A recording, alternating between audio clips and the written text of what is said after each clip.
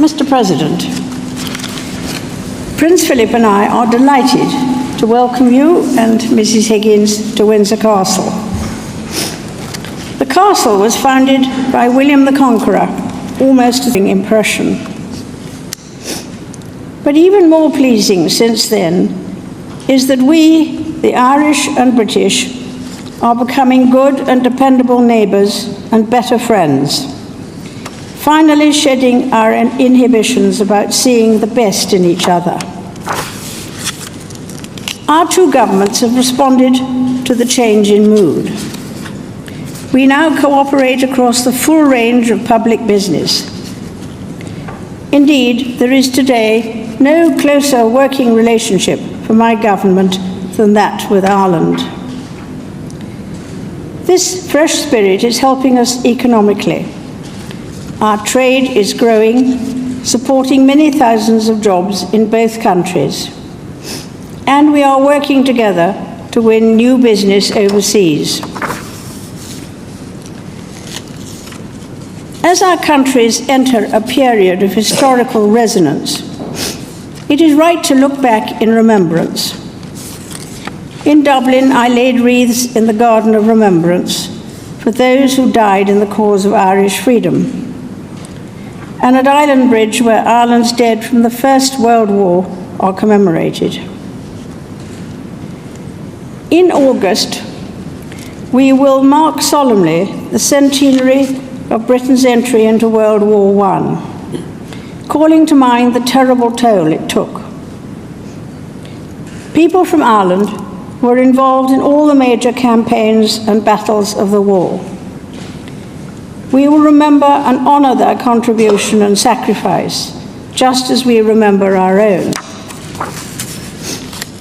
My family and my government will stand alongside you, Mr. President, and your ministers throughout the anniversaries of the war and of the events that led to the creation of the Irish Free State. People have moved freely between these islands over the centuries. Britain has been hugely enriched by the migration of Irish men and women to these shores. The contribution of Irish people to Britain has reached into every walk of life. On your visit, you are meeting men and women of Irish descent in Parliament, in our universities, in our health service, in the civil service, music, faith, business, and sport. And yet, over the years, many Irish migrants to Britain encountered discrimination and a lack of appreciation. Happily, those days are now behind us, and it is widely recognised that Britain is a better place because of the Irish people who live here. We can celebrate not just the Irish men and women who helped to build Britain, but also the Irish architects who helped to design it, including that great architect of parliamentary reform, Daniel O'Connell, whose life and work you will have remembered this afternoon on your visit to Parliament. Mr. President, 2 years ago, London hosted the Olympic Games. During that magical summer, the Games proved to be a remarkable success, surpassing most people's expectations. They also shone a light on the modern links between Britain and Ireland, as Irish companies worked alongside British ones in building the stadiums and running the games themselves. And it took someone of Irish descent, Danny Boyle, to get me to jump from a helicopter.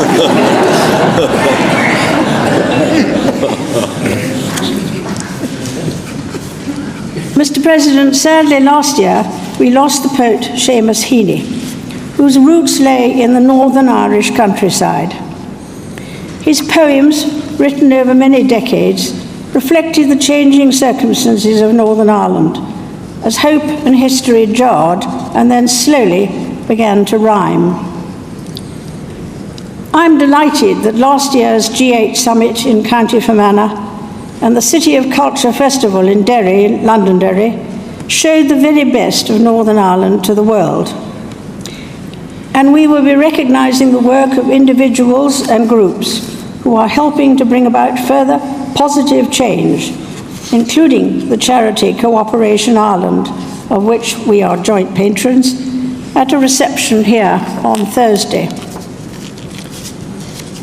Our two governments will continue to work together in Northern Ireland to support the First and Deputy First Minister and the Executive to advance the peace process and to establish a shared society based on mutual respect and equality of opportunity.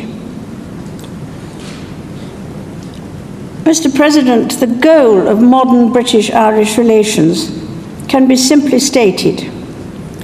It is that we who inhabit these islands should live together as neighbours and friends, respectful of each other's nationhood, sovereignty and traditions, cooperating to our mutual benefit, at ease in each other's company. After so much checkered history, the avoidable and regrettable pain of which is still felt by many of us, this goal is now within reach. I started by speaking of 10 centuries of history, but there is a balance to be struck between looking back at what has happened and cannot be changed, and looking forward to what could happen if we have the will and determination to shape it. My visit to Ireland and your visit this week, Mr. President, show that we are walking together towards a brighter, more settled future. We will remember our past, but we shall no longer allow our past to ensnare our future. This is the greatest gift we can give to succeeding generations. Ladies and gentlemen, I ask you to rise and drink a toast to the President and Mrs. Higgins and to the health and prosperity of the people of Ireland.